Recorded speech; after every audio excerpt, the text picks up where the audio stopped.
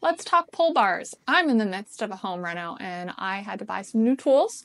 And so let's talk about them. I have 3 different styles of pull bar here, and I would like to talk about all 3. This one I did receive for free. I got it with a kit that I got for review. Meanwhile, these 2 I purchased myself after getting that one. So let's talk about how they're different, how they're the same, and how they're performing for me. This one is the smallest and most lightweight. It is also the shortest, which means that sometimes it can be a little bit of a challenge to get enough force behind my swings because it's very short distance. And often I'm using this when I'm up against a wall. That's the point of a pull bar. And so I'm up against a wall. If you imagine there's a wall right here, this is a very short swinging distance. So I don't love that. And I don't love how small this is. It means you need really accurate hits. However, I do like how thin it is and I can actually fit it really close to the wall.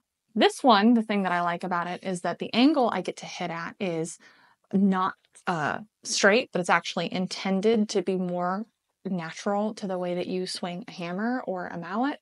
And so I do like this one for that reason. However, while this is thin enough most of the time, the fact that it is so shallow and it doesn't have any cushioning right here has led it to chip several of the ends of my boards. And I'll show you what that looks like in a minute. Meanwhile, this one is the most comfortable to use, and it's the one that I find is most effective most of the time. However, it is thickest on the lip right here. It does have cushioning, so it's not resulting in any of those broken edges on the boards, but it is thicker, and so I can't always use it right away. Sometimes I have to start off with this one, make a big enough gap, or start off with this one, make a big enough gap, and then switch to this one. So all in all, you can see that I don't really have one perfect pull bar, and that's really unfortunate, but there's some things that I like about all of them. If this one had a slightly thinner lip, I think that would make it perfect.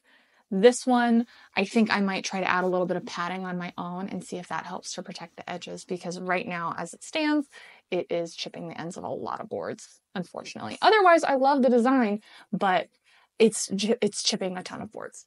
So this is that angled one, and you can see this board specifically is a great example of the type of chipping that I've been getting with this pull bar.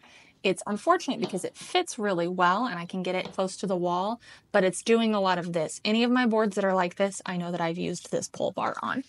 This one, meanwhile, like I said, does fit in pretty well and I can get it close to the wall, but that swing distance here is really limited. If you compare them, this one I can get a much bigger swing because the end I'm hitting is here.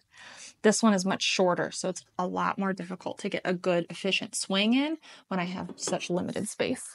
And then this one would be perfect, but I just can't get it into the wall quite as close as the other ones. So let me see.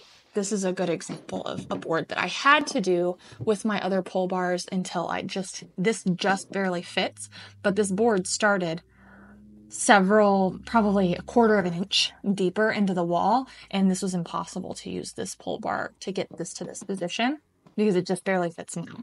So I probably used it for this one. I couldn't use it for this one. I likely had to use the one that causes chippage, which is why you see this edge looking the way that it does.